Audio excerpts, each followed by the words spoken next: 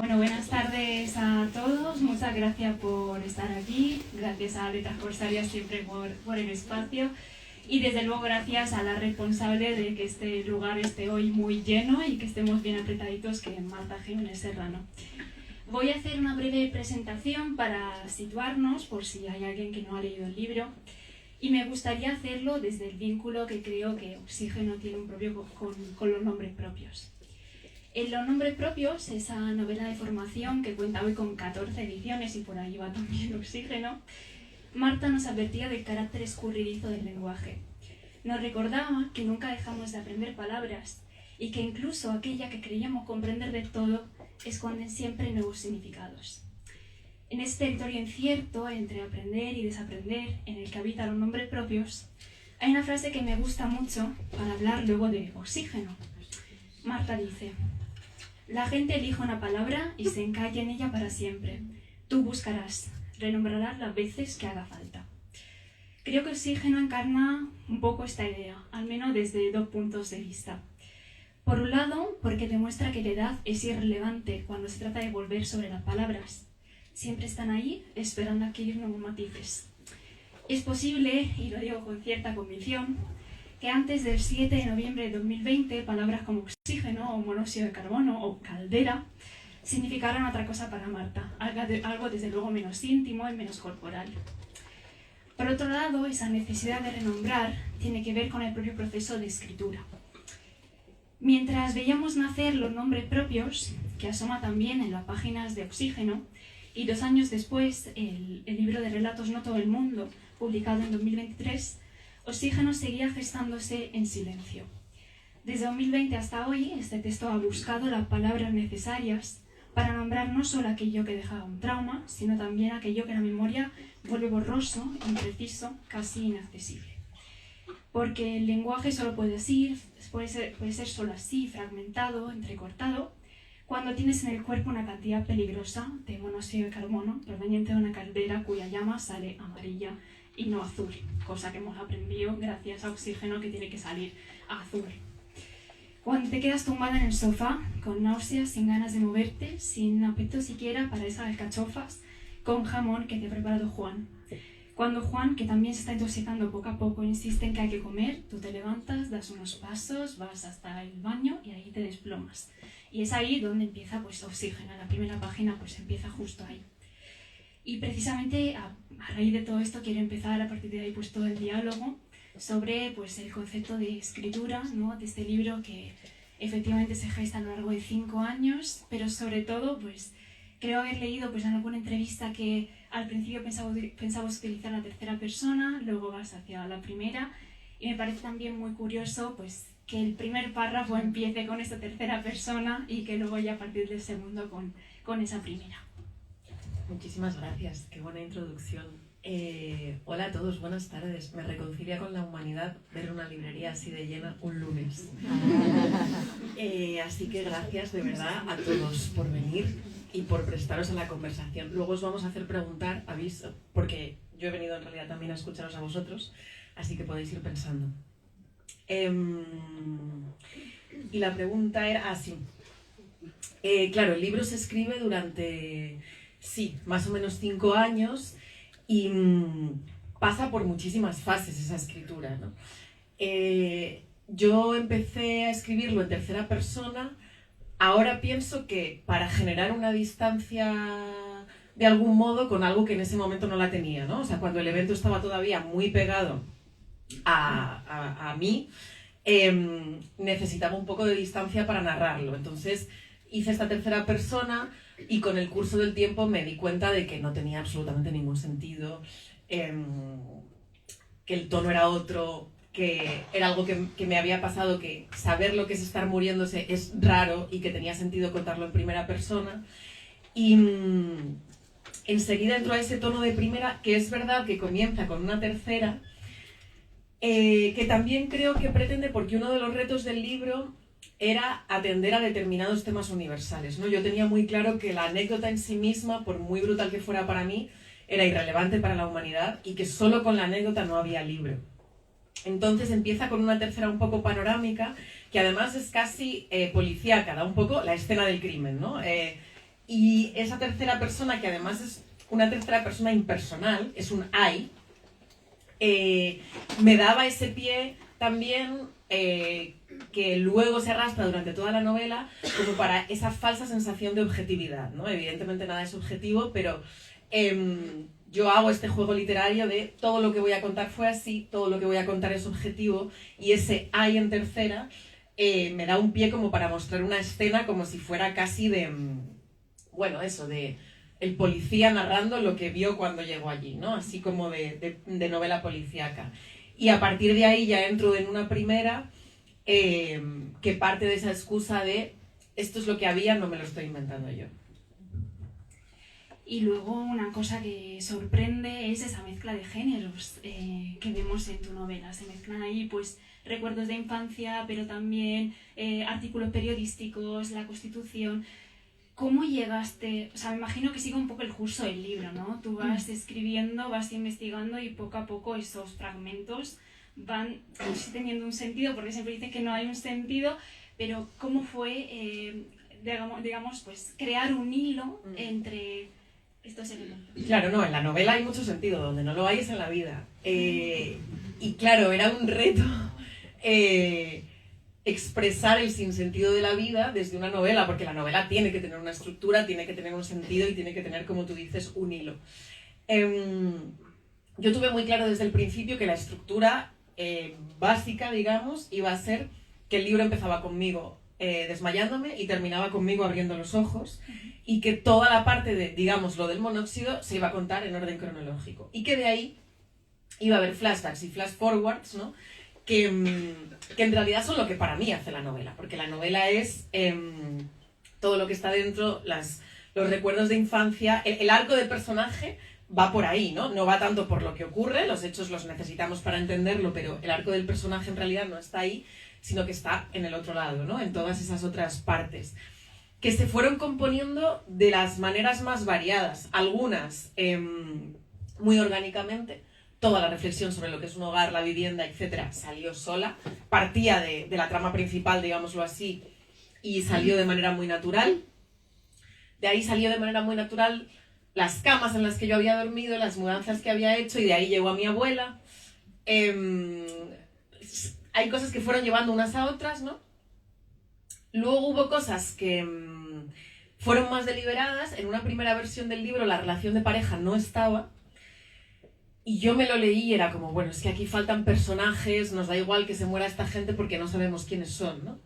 Entonces metí la relación de pareja como de manera más premeditada, digamos, con un propósito más claro.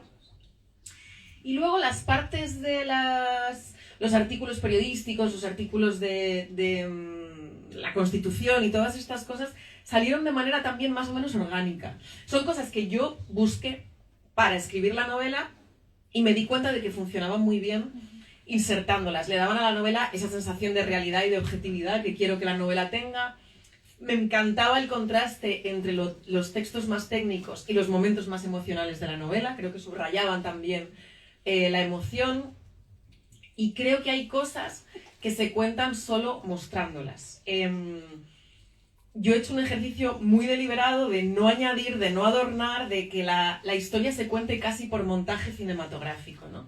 Si yo cuento todo lo que nos ha pasado y a continuación pongo un artículo de la Constitución en el que se habla de que la vivienda es un derecho fundamental, ya estoy haciendo la historia, ¿no? No tengo que yo añadir nada más. Entonces se fue componiendo este puzzle. Todo esto lo escribí en desorden, lo guardé en diferentes carpetas en el ordenador y me quise matar el día que lo tuve que ordenar. Fue muy difícil hacer el puzzle de la novela porque a mí me importaba mucho que se leyera con fluidez, que se leyera bien, que el tránsito de unas escenas a otras fuera natural, que no fuera esta cosa de me pierdo. Y sin embargo, había muchas tramas que hilvanar, muchas escenas que componer, y fue verdaderamente complicado. Pero bueno, creo que lo conseguí. Y hablando pues eso de la ficción, de la dificultad en construir este libro, ¿cómo fue construir el personaje de la arrendataria? De la arrendadora.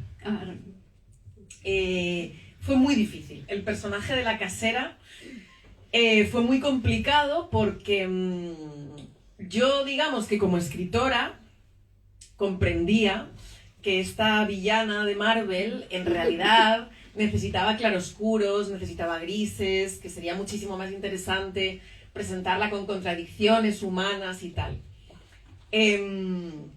Y creo que hice el clic el día que me di cuenta de que no quería darle esas contradicciones, ¿no? No me apetecía. Yo cuando la presento digo, es que yo a esta señora la odio y se ha acabado, ¿no? Pero claro, es súper difícil. De hecho, me pasó en mi libro anterior, en No todo el mundo, que era un libro de relatos de historias de pareja. Yo ahí intenté también en un relato retratar al clásico hijo de puta, pero no pude, de verdad no pude, porque quedaba mal, quedaba facilón, quedaba cliché, quedaba... O sea, es muy difícil hacer un retrato de alguien muy malo, porque o te vas a Disney o a una película de superhéroes, o en realidad, ¿quién es tan malo, no? Entonces, lo conseguí con ese clic que hago un poco de decir, es que no me apetece mostrar su parte humana, lo meto en la novela, digamos, ¿no? Y... bueno, también porque yo tengo el conocimiento que tengo de ella, claro, no estoy haciendo un retrato completo de la persona, sino de su relación con el evento particular, y sobre todo incluyéndolo en la novela. A mí me ha pasado en esta novela algo que me ha pasado ya en varios textos, que es que lo que empieza siendo un obstáculo acaba siendo la novela misma. Entonces aquí era como, ¿cómo cuento yo esto con toda la información que me falta? Con esta señora que me parece una malvada total, pero así no tiene gracia. Y de repente incluí todo eso, ¿no? Incluí la incapacidad de contar, la incapacidad de narrar, la maldad por la maldad y punto. Cuando lo metí en la novela, empezó a funcionar, empezó a tirar, ¿no? Y todo eso yo creo que funciona también gracias a esa cosa de, bueno, es que si yo me lo estuviera inventando no lo haría así, pero es que yo no me lo estoy inventando. Y yendo hacia los elementos paratextuales, que yo siempre me fijo, en la portada, en el título surgió, o sea, ya tenías ese título en mente, porque por ejemplo con los nombres propios, pues dices que casi fue una epifanía, en plan de ver esos libros en la estantería y decir, ahí va. Yo he mandado los libros a la imprenta siempre y les he puesto el título como 3 días antes, ha sido horroroso, pero este no. Era el libro del monóxido, yo lo llamaba el libro del monóxido. No tanto porque fuera el título, pero quiero decir, a veces cuando hablamos de los libros ya les ponemos como una especie de título provisional, y aquí no, aquí para mí era el libro del monóxido. Y para mi sorpresa, porque yo soy la primera sorprendida, el libro acabó saliendo luminoso. Yo pensé que iba a escribir un libro más lúgubre, empecé a escribirlo en un estado de ansiedad bastante más avanzado, y no pensé que me fuera a salir un libro esperanzador, pero lo fue. Y entonces cuando lo acabé pensé que Oxígeno daba mucho más el tono del libro, daba mucho más en realidad el pie de lo que estoy contando que Monóxido, que por otro lado era un título de mierda que nadie va a entender y que no funcionaba evidentemente. Y me gustó y me gusta, ¿no? Esa X ahí queda bien, Oxígeno, ¿no? ¿Nos gusta a vosotros? A mí me gusta. ¿Y el jarrón de flores, justo en la portada? Pues la portada también es curioso, es la primera vez que yo he escrito un libro como con imágenes de fondo en mi cabeza, digamos. Yo estaba escribiendo este libro cuando fui a ver la exposición de Isabel Quintanilla al Thyssen. El cuadro es de Isabel Quintanilla, que es una pintora hiperrealista, y yo entré en esa exposición y dije, Dios mío, esto es mi libro, porque eran retratos del interior de casas, escenas cotidianas, con las casas en marcha, pero sin la gente. No es una casa recogida ni una casa que no está en uso, sino que están todos los elementos por ahí, pero no hay personas, que es exactamente lo que pasó en mi casa, ¿no? Cuando nosotros nos tuvimos que ir, evidentemente, bueno, nos sacaron de allí y evidentemente pues ni recoges la mesa ni coges la cartera, ¿no? De hecho, hay algunos cuadros de Isabel Quintanilla que son impresionantes porque es como la puerta de un baño abierta o literalmente los contadores del gas. Lo que pasa es que como portada funcionaban peor y no nos gustaban, pero era de verdad como estar viendo mi libro. Y me parecía... Isabel Quintanilla es una pintora hiperrealista y me parecía que por tono también daba muy bien el tono del libro. Yo siento que he escrito un libro hiperrealista. No es la realidad, tampoco es una fotografía.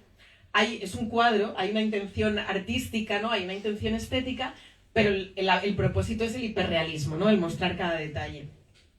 Y este en concreto, pues eran está la nevera, que me parecía, ¿no?, que da enseguida esa sensación de interior, de cotidianidad, de la cocina, etc.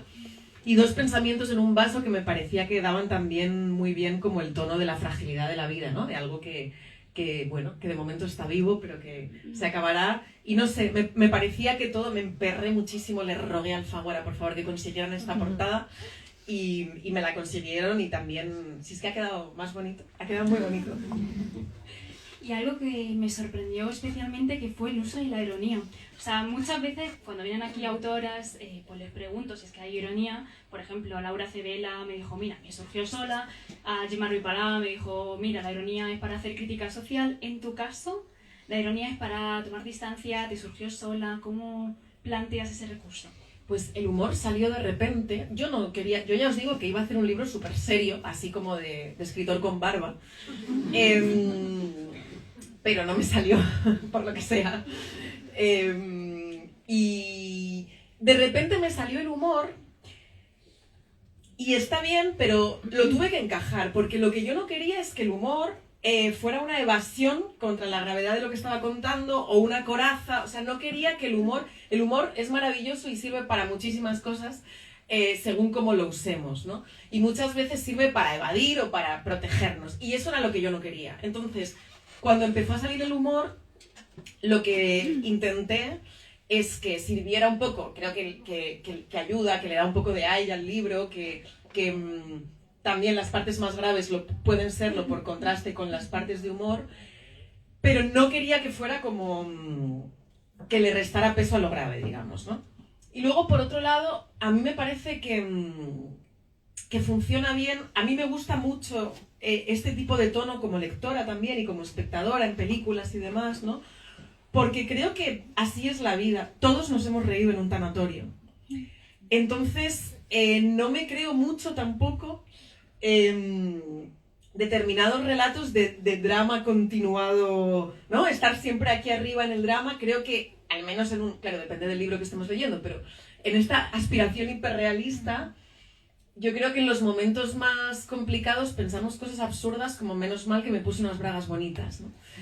Y esto pasa así, es que es así. O sea, creo que también el humor salió porque cuando me puse a pensar exactamente cómo habían sido las cosas, pues también habían sido un poco absurdas y un poco irónicas. Y luego aparece pues ahí todo el drama de la vivienda, ¿no? De ese espacio que digamos que subvierte un poco la casa como espacio de lo íntimo, porque realmente esa intimidad casi que no se puede llegar a ese espacio íntimo, porque ya los alquileres son pues de 1.200 euros y además no puedes colgar ni un cuadro, ¿no?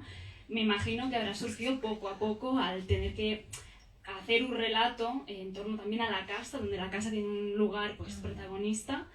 Pero sí que es verdad que si bien en otros textos tuyos pues lo social está ahí, pienso por ejemplo en los nombres propios, cuando mencionas pues la madre de Marta, la abuela de Marta, aquí lo social tiene un peso bastante relevante. Claro, aquí lo social es más directo en la medida en que se habla de manera muy directa de un problema muy presente, ¿no? Se hacía sola la denuncia. O sea, es que solo, una vez más, mi esfuerzo fue adornarlo lo menos posible. Si yo me hubiera inventado esta historia, habría dicho, sí, claro, ¿no? El símbolo perfecto de lo que está pasando. Pero así fue. Eso también me dio pie. O sea, la denuncia estaba ahí limpia y clara. Y lo que sí intenté de nuevo es que eso nos llevara también a una reflexión más universal sobre qué es el hogar, qué es una casa, qué era una casa para mi abuela, qué es una casa para mí, y qué es pertenecer a un lugar, y cómo nos relacionamos con el lugar al que pertenecemos, y cómo eso cambia también en función de las condiciones materiales, ¿no? Con el tema de la vivienda, el análisis social se ha hecho, el económico se ha hecho, es absolutamente necesario. Yo he intentado que se vea el íntimo, digamos, cómo lo material y lo íntimo está absolutamente vinculado. ¿Es mi casa un sitio en el que no puedo hacer una fiesta? ¿Es mi casa un sitio en el que no me dejan tener una mascota? ¿Cómo me relaciono con ese lugar? No me relaciono igual. Y además aparece el tema de la infancia, ¿no? Hablando de casa, de habitaciones, de cuartos, aparece ahí el tema de la infancia y sobre todo pues ese espacio de la casa donde pues generaciones anteriores, como la de tu abuela, pues sí pudo quedarse en una sola casa. O sea, ¿cómo planteaste esa dicotomía casa-infancia? Claro, la infancia es el lugar en el que nos llegan las primeras imágenes y los primeros golpes de todo, y el volver a la infancia fue muy natural. En realidad llegué a la infancia más que a través de la casa, creo que a través de la muerte. O sea, cuando me pongo a pensar en la muerte, pienso en mis primeros recuerdos de la muerte, y entonces llega mi abuela Concha diciéndome hasta mañana si Dios quiere, cuando me mete en la cama, y yo recuerdo perfectamente estar metida en la cama pensando, ¿pero qué coño va a pasar? O sea, estoy yo aquí con mi pijama limpio, mis mantas, todo bien, mañana nos vamos a ver en el desayuno. O sea, no, de verdad yo recuerdo pensar esto e intentar buscarle una lógica a aquella frase que mi abuela me decía siempre y yo veía que la decía con mucha intención, ¿no? Y en realidad creo que el libro es la comprensión de esa frase. El libro es todo el proceso hasta comprender esa frase y hasta decidir dónde la coloco, ¿no? Pero claro, están también los momentos de las enfermedades de la madre, todo ese recorrido, y supongo que llego ahí con el tema de la muerte y efectivamente empalmo, ¿no?, en cuántas camas he dormido. Cuando hago esa escena de la abuela metiéndome en la cama, digo de repente, ¿pero yo en cuántas camas he dormido? A mis 30 años de vida que tenía entonces, cuando estaba escribiendo esto. Y así los temas se van hilvanando también, ¿no? Quiero decir, el montaje está hecho de manera externa, pero también todo se va relacionando por dentro. Entonces, también es porque de manera natural en mi pensamiento unos temas van llevando a otros a través de elementos concretos y de símbolos concretos, ¿no? En este caso, la cama. Y también hablando de lo social, bueno, está ahí todo el tema de la amistad y sobre todo de esos amigos que, bueno, por un lado rescatan a Canapé, pero por otro, pues pasan un poco del tema o te dicen, bueno, si la vida te da limones, pues tú haz una limonada. Me alegro que hables del amigo que rescata a Canapé, porque solo estamos atendiendo a los amigos malos y también hay amigos buenos en el libro. Pero sí, esta cosa de los amigos que no están ahí está levantando ampollas. Yo pensé que era un tema sugerido en la novela, pero ni siquiera tan importante, y me estáis hablando todos de él, así que, bueno, habrá que hacer una novela sobre la amistad en algún momento. A ver, a mí me importaba mucho... Bueno, primero que a veces es así, o sea, que a veces nos pasan cosas desagradables y hay gente que no está ahí. Por otro lado, el libro retrata ese momento de los 30, más allá de lo que ocurre, de intentar buscar una pareja estable, un trabajo ya al que darle continuidad, y los amigos cambian y de repente, de manera muy natural, tampoco porque ellos sean mejores ni peores, sino que también hay amigos que se caen ahí, ¿no? Que quizá estaban bien para los 20, pero que en los 30 no pueden ser, uno evolucionan los otros, lo que sea, ¿no? Y me interesaba muchísimo dar una imagen desidealizada de la amistad. Estamos ahora con un discurso que suscribo, que dice que la amistad es un afecto, o puede ser un afecto tan importante como la pareja o la familia, ¿no? Y como esto es verdad, la amistad también es compleja, y la amistad también duele, y la amistad también se acaba, ¿no? Que siento que a veces en ese discurso de reivindicar la amistad como un afecto importante, entonces parece que los amigos son lo mejor, son estupendos todo el rato, si tu novio te deja, tus amigos estarán ahí. Bueno, pues a veces no. Y creo que precisamente darle a la amistad el lugar que merece es también contar los dolores de la amistad y las complejidades de la amistad, ¿no? Que no siempre es como, los amigos, qué felicidad, te escuchan y te vas de cañas con ellos. También hay dolor en las amistades, precisamente porque también son muy importantes. Esa es una pregunta un poco amplia, pero en el libro mencionas, pues, precisamente que, bueno, esto no es exactamente literatura, porque para que sea literatura tiene que tener una trama. Entonces, pues te pregunto, ¿qué es para ti la literatura? A ver, para mí esto es literatura. Es un juego irónico que hago, ¿no? Pero, ¿qué es para mí la literatura? Dios mío, qué pregunta. No lo sé. Pues los libros que leemos y que están escritos, para mí la literatura es el modo que yo tengo, es el modo íntimo que yo tengo de relacionarme con el mundo, ¿no? Yo escribo y leo para entender la realidad que me rodea, para enfrentar la realidad que me rodea, para enfrentar las cosas que me pasan. Y creo que también es de los pocos lugares ahora mismo que nos permiten hablar de cosas importantes en comunidad. Y esto me gusta mucho y me interesa mucho y lo agradezco mucho, ¿no? Para mí la literatura es lo contrario de un zasca en Twitter. Ahora mismo hay aquí un montón de gente que tendréis profesiones distintas, edades distintas, venís de lugares distintos y tenéis situaciones distintas, pero estamos todos aquí un lunes hablando del sentido de la vida, de la muerte y de la vivienda. Yo creo que hay pocos espacios en los que podamos hacer esto ahora. La sociedad está polarizada, todos nos queremos matar los unos a los otros, todo va muy rápido y la literatura es un lugar en el que hablar despacio de cosas que nos importan, ¿no? Es lo contrario como de esas comidas familiares en las que te levantas y nadie se ha contado nada relevante. Pues para mí es el lugar en el que podemos hablar de las cosas importantes cuidando el tono, cuidando el registro, cuidando la elegancia, pero yendo al meollo, ¿no? Porque hay cosas que... Yo siento que en un libro podría contar cualquier cosa, pero hay cosas que diría en un libro que jamás pondría en una red social o que nunca diría en televisión, o que, ¿no? O sea, el libro es un espacio con un código y con un registro para poder hablar de todo esto y a mí me parece fundamental. Un poco esta pregunta surgía precisamente porque los nombres propios tienes una frase súper hermosa que me hizo pensar mucho, donde pues comparabas la escritura con la limpieza y decías que efectivamente la literatura y la escritura para ti era para hacer un lugar más habitable. Y lo pensaba muy en relación con Oxígeno, de cómo vas pues ir ganando temas y cómo esos temas son relevantes en la sociedad en la que vivimos y cómo efectivamente estamos haciendo comunidad también a través de la literatura.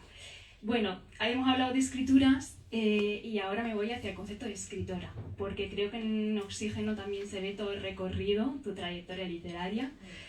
¿Escribir este libro te ha hecho pensar en tu trayectoria como escritora? O sea, porque al final mencionan los nombres propios cuando era un borrador de Word. No me ha hecho pensar en mi trayectoria, me retrotraje a ese momento que tuve que recordar para escribir la novela y es verdad que ahora que la estoy promocionando, que ha salido en Alfaguara, que está yendo todo muy bien, es bonito, ¿no?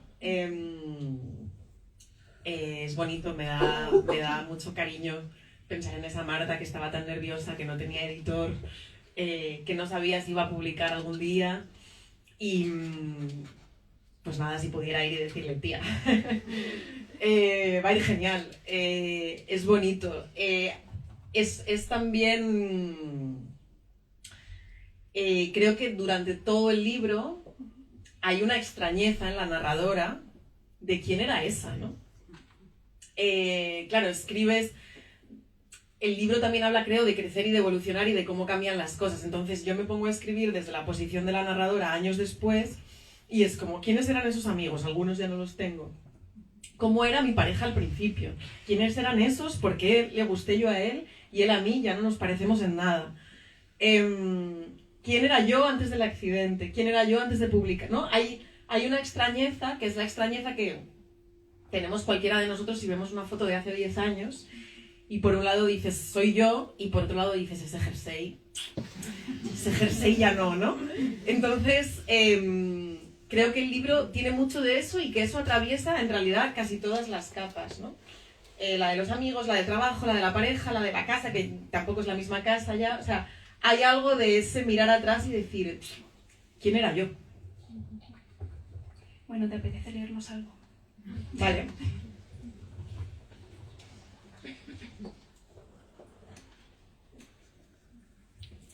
A ver qué leo.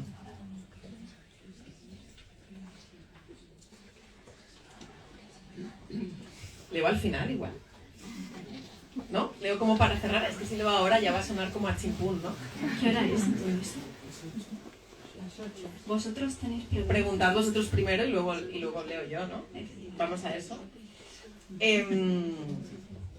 Os toca, ya os he dicho que he venido a hablar con vosotros, sois un montón, así que espero varias y múltiples preguntas. Lo que más me divierte, en realidad, es el diálogo este final.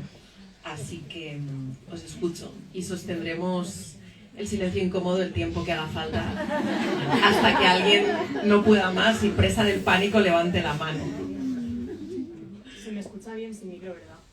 Vale, hacia el final del libro describes la ansiedad muy bien. A mí es algo que siempre me ha costado mucho de escribir y quería preguntarte si para ti fue tan difícil de escribirlo o no, porque al final cuando lo vives mucho, como que tú lo entiendes pero el resto no. Entonces, ¿cómo llegas a esa descripción tan profunda y tan simple al mismo tiempo? Con mucho trabajo de campo. ¿Cómo llego? No lo sé. A ver, yo intento, cuando escribo, concentrarme mucho para pensar en de verdad cómo son las cosas y en de verdad cómo yo las siento. Me pasó también describiendo el momento de estar muriéndome. Tuve que hacer un esfuerzo muy grande porque sobre la muerte hay un montón de clichés. Y yo, de verdad, como que intenté recordar, o sea, es como cerrar los ojos e intentar recordar de verdad cómo fue para ti, ¿no? Y me di cuenta de que no fue doloroso, que lo doloroso fue después, pero que en realidad ese momento no lo era. Pues con la ansiedad parecido. Intentar pensar verdaderamente cómo es eso, ¿no? Creo que ese es el trabajo de la literatura. Se ha dicho 1000 veces ya con todo el tema de la vivienda y tal, que el libro habla de la precariedad. En el libro no aparece la palabra precariedad en ningún momento. Porque cuando uno siente la precariedad, no dice estoy sintiendo precariedad.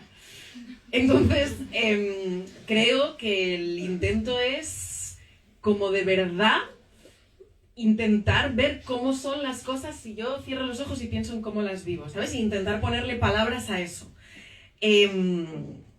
No hablar con las palabras que se supone que, no relatar un ataque de ansiedad como lo puede relatar cualquier otro, si buscas en Google ataque de ansiedad síntomas, ¿no? Sino de verdad pensar cómo lo vivo yo. Y esto en todos mis libros me está dando una sorpresa muy grata que me hace sentirme mucho menos sola, y es que todos lo vivimos todo igual.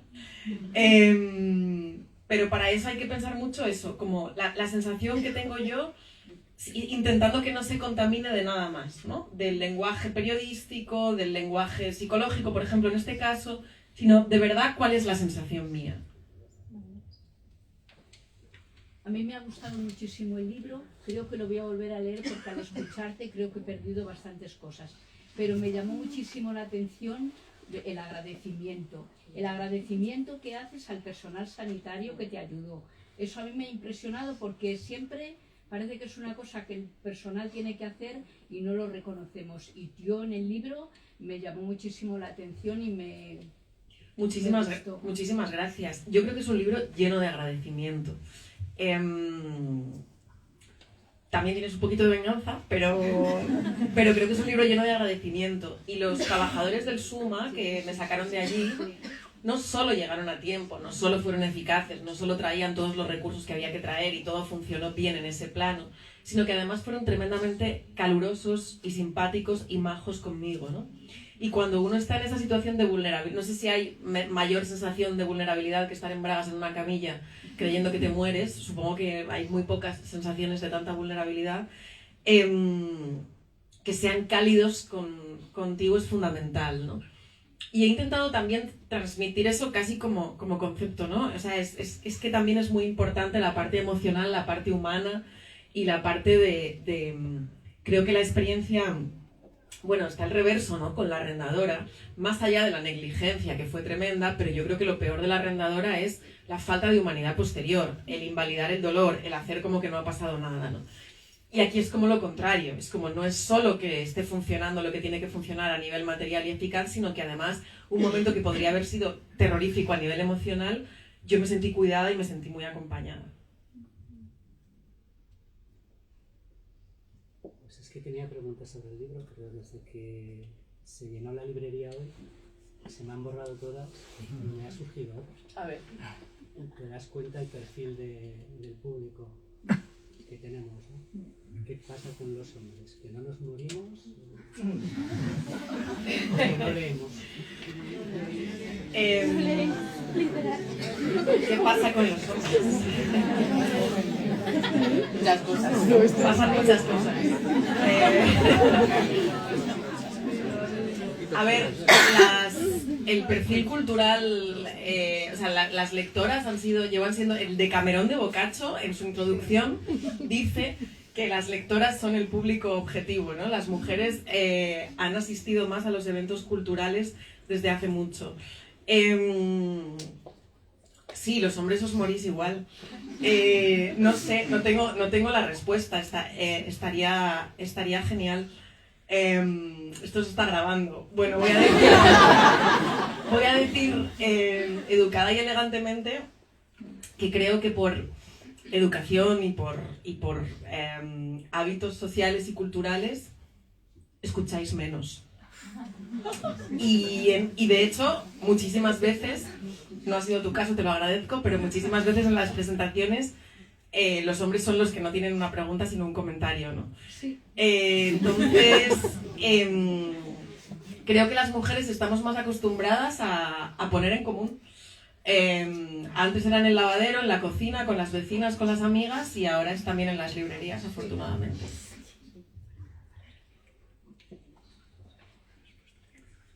El problema de la vivienda es una cuestión generacional a nivel sociológico, politológico. ¿Crees que lo va a ser también literario? O sea, ¿crees que va a haber una suerte de generación, que ya sabemos que hay toda una problematización del concepto de generación en torno a la vivienda?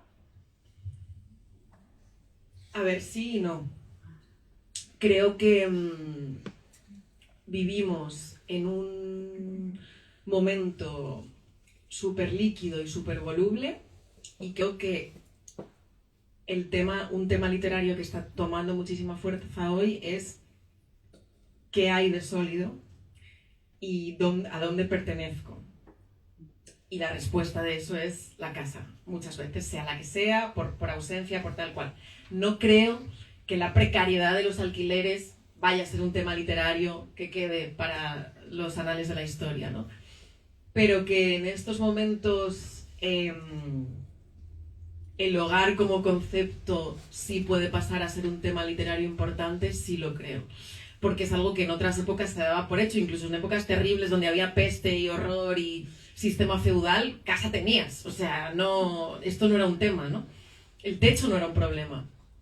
Y ahora de repente es un problema, algo que es el suelo de todo, que es la base de todo, ¿no? Entonces, supongo que en literatura quedará, bueno, de una manera, digamos, más universal, que pueda viajar también a través de los siglos, no solo como la anécdota de la precariedad actual, ¿no? Pero sí, seguramente quede. Esto te lo digo ahora a raíz de tu pregunta, ¿eh? No es que yo lo haya pensado, pero si leo esta cosa de la casa, pues está en bastantes libros de una manera u otra, sí.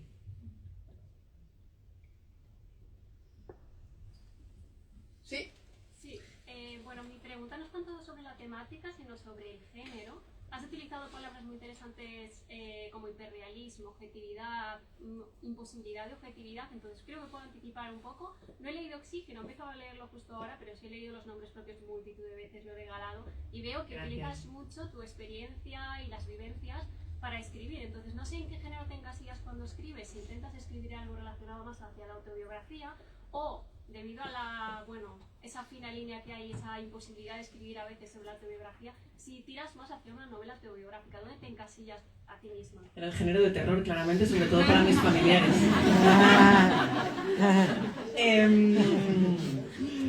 De verdad que yo no pienso en la etiqueta. O sea, a mí me parece genial, supongo que soy hija de mi tiempo, no lo sé, pero no lo pienso. No lo pienso cuando estoy escribiendo.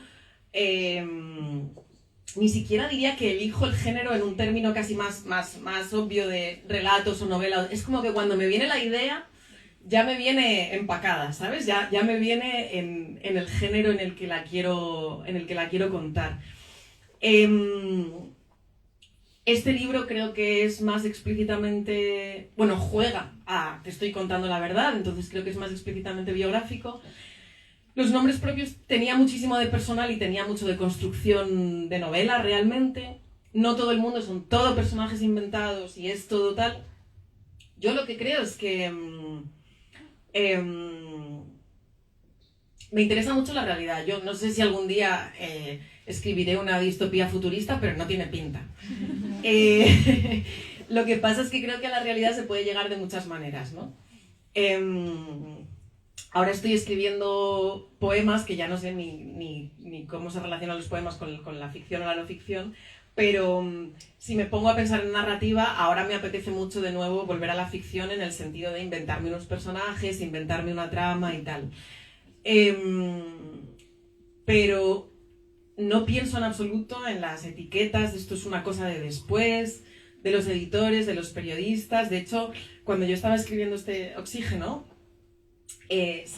fue el año que salió La península de las casas vacías, de David Uclés, y Los escorpiones, de Sara Barquinero, dos tochazos de dos escritores jóvenes y tal, y entonces toda la prensa empezó a escribir que la autoficción había muerto y que se había terminado, y yo dije, bueno, pues ¿qué le vamos a hacer, no? Pero ahí seguí. Es que no sé, no es algo que tenga que pensar yo, y me da igual. A quien le parezca autoficcional me parece bien, a quien no se lo parece... A mí lo que me parece muy importante es que el libro funcione autónomamente. O sea, que si tú no me conoces, el libro tiene que funcionar. O sea, no se trata de... Me parece absolutamente irrelevante contar mi vida en el sentido de, bueno, no atender a todas las cosas las que tiene que atender un libro literario, que sea, pues, que sea universal, que cuente una historia para todos y que esté hablando más allá de mi movida. Pero dentro de eso, pues... me da un poco igual. Sí que creo también que me interesan más los géneros como algo que se puede graduar que como una etiqueta fija, ¿no? Algo puede ser un poco autoficcional, mucho, pero no tanto como esta cosa de encuadrarlo en un... Yo creo que he escrito este libro para que los periodistas dejen de preguntarme cuánto hay de verdadero. Todo, siguiente pregunta, y ya está, ¿no? Pero no sé, con eso se juega. El Quijote juega con la realidad. En la segunda parte del Quijote se juega con que la primera era verdad y con que Don Quijote se había hecho famoso.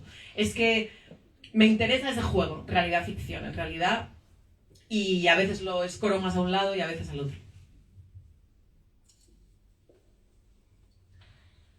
Respecto a esta idea un poco de la autobiografía, la autoficción y tal, ¿cómo es al final el, bueno, pues escribir sobre algo tan personal o tan íntimo? O sea, de cara un poco, bueno, pues a ti misma, luego, pues, si te hacen preguntas o si... Y también de cara un poco, pues, a familiares o a amigos que puedas nombrar, si te resulta complicado, si piensas en ello a la hora de la escritura. Hasta la fecha he sido elegante con todo el mundo. Creo que a ver, creo que hay un límite ahí que tiene algo de radar interno, que depende un poco del libro también, y que depende un poco también de lo que cada uno quiera contar. Yo nunca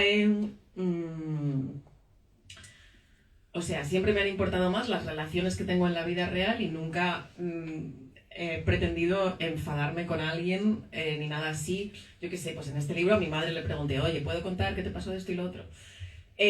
O sea, hay una parte de preguntarle a la gente, oye, ¿te importa que cuente esto? Luego hay otra parte que es inofensiva, o sea, hablo de amigos que no estuvieron ahí,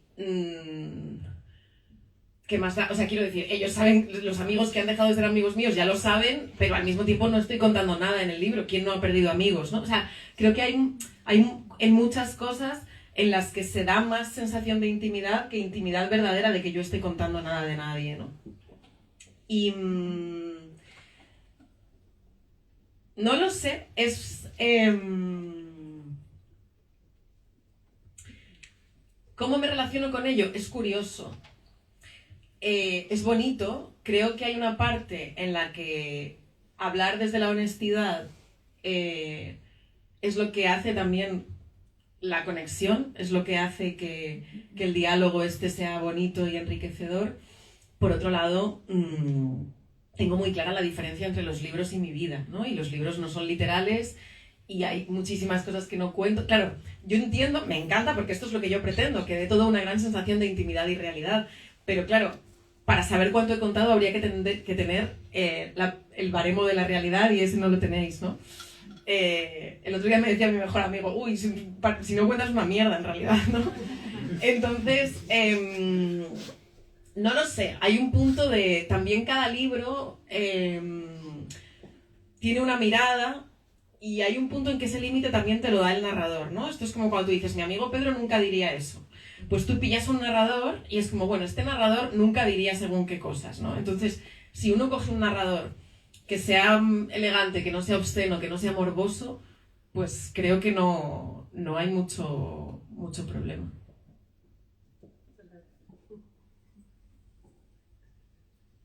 Tiene que ver con el código del que hablaba antes, ¿no? Y con el registro, o sea, creo que tenemos que aprender. Con respecto a los amigos que no estaban ahí, por ejemplo, el otro día me hicieron una apreciación que comparto totalmente, que es que también a veces no es que no preguntemos por falta de interés, sino que no sabemos preguntar, no sabemos, pensamos que va a ser inadecuado, va a molestar, ¿no?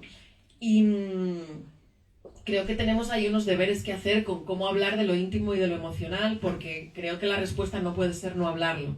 Entonces, elegir un narrador y elegir un código y elegir un registro que permita ser íntimo y al mismo tiempo no obsceno, pues me parece que se puede, que hay que intentarlo.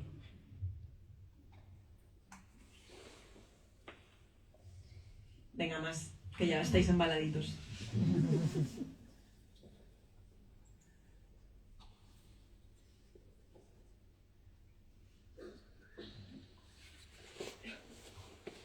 A mí me ha interesado mucho que has dicho que estés escribiendo poesía.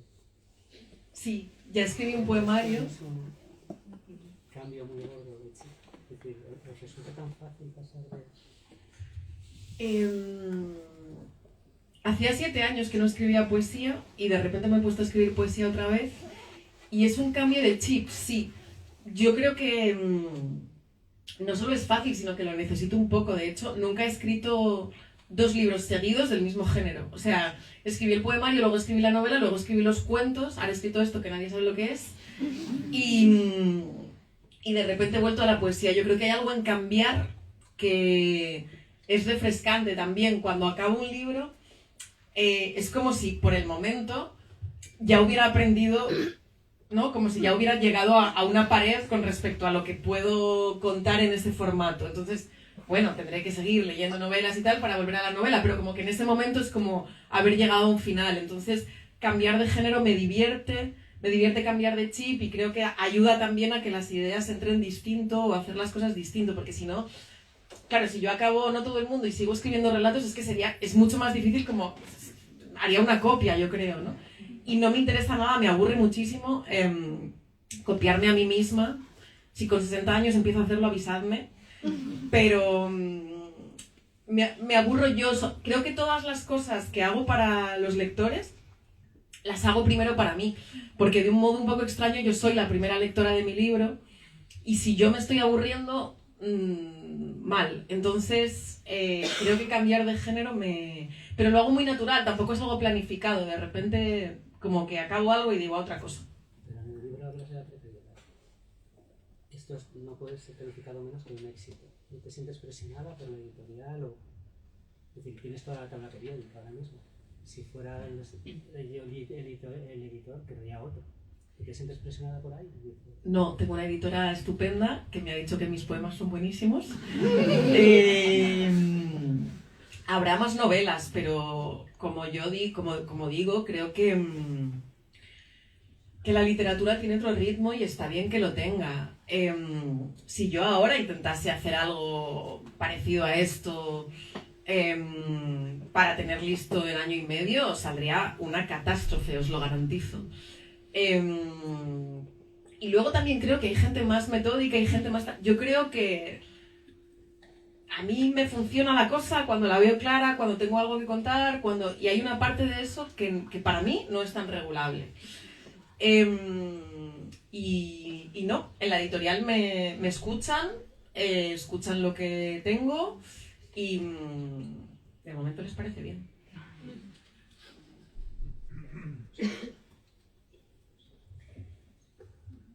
Bueno, yo tengo una mini pregunta. Primero, ¿cómo está Canapé? Puede ser Maxi también. Bueno, ¿cómo está Canapé? Canapé está bien. Vale, perfecto.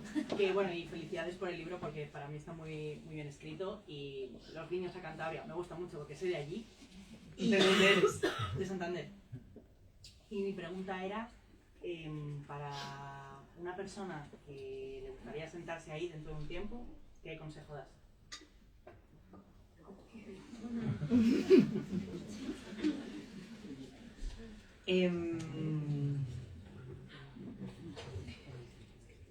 Yo creo que es muy importante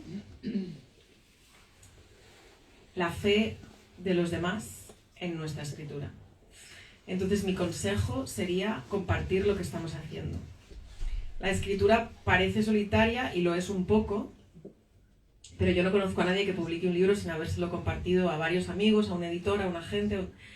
Y creo que eso en literatura hay que generarlo. Si tú tocas un instrumento, vas a ir a un grupo a tocar. Y si tú, en literatura, tú estás tú solo en tu ordenador, pero creo que ayuda muchísimo en un taller literario, con un grupo de amigos, creo que ayuda mucho que otras personas que no te quieren hablen de tu texto como una novela,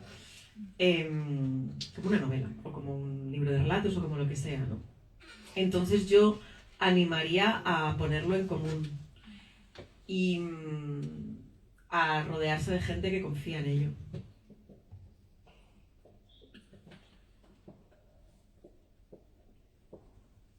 Voy a continuar con el chantaje, que es que luego en la cola de firmas no vale decir, es que quería preguntar algo pero me dio vergüenza. Hay que decirlo ahora.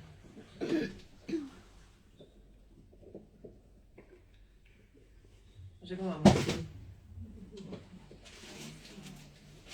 Son y 20. ¿Tenéis que acabar? Venga, la última. La última y leo y punto. Venga, la pregunta por protocolo. Influencias literarias actuales. ¿Las actuales de verdad o las de este libro? No, las actuales de verdad. Ahora me estoy leyendo La belleza del marido, de Anne Carson, El salto del ciervo, de Sharon Olds, Despojos, de Rachel Cusk. Toda la vez te lo estás leyendo. Bueno, uno detrás de otro. Vale, genial. Dos de los que te he dicho son poemarios, entonces, bueno, es como de volver y de releer uno y así, ¿no? Pero sí, y me he vuelto a leer Podías hacer de esto algo bonito, que es un libro que me ayudó mucho para escribir pues me lo estoy volviendo a leer, con eso estoy ahora, sí. ¿Lo tenemos? ¿Leo algo y cerramos? ¿No hay ninguna más? ¿Seguro? ¿Última oportunidad? Venga, pues vamos a leer. La vida cambia, puede cambiar en un instante. ¡Pum! Traumatismo cráneoencefálico. Fin. Lo raro es vivir. ¿O no? En realidad hay vida por todas partes.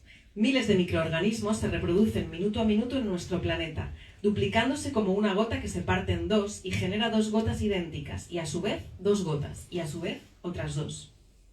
Hemos explorado solo el 5% del océano. ¿Quién sabe cuántos seres vivos, más o menos complejos, respiran en sus profundidades? De una rendija en el hormigón sale una hierba, y de un desliz y 3 cervezas sale un bebé, y de dejar una cebolla olvidada en la despensa salen 2 bulbos más.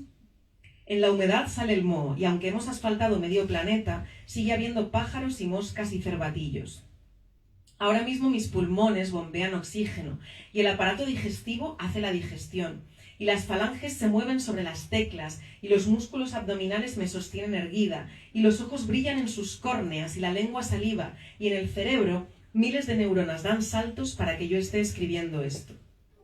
Esto ocurre cada día. La enfermedad, la muerte, son posibilidades, posibilidades que a veces llegan a término. Pero entre tanto, esto es cierto. Tus neuronas centellean y tus pulmones respiran y tus falanges teclean, todos coreografiados para que puedas existir. Muchísimas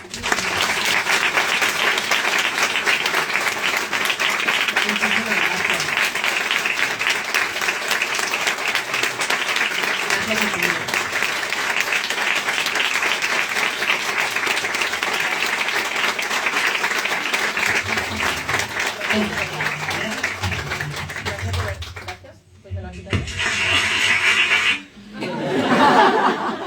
Que gracias de verdad, que da mucho gusto ver una librería así de llena. Mil gracias.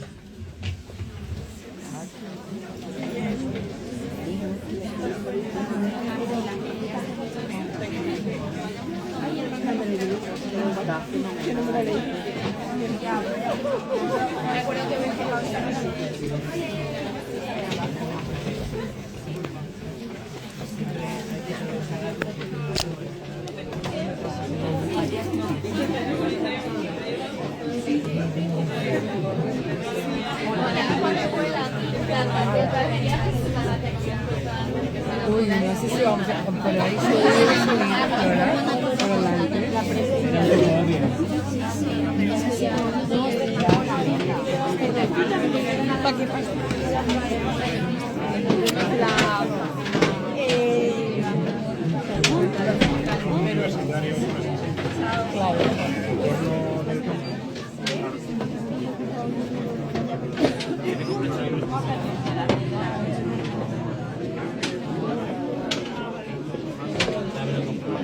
¿Cómo se para esto?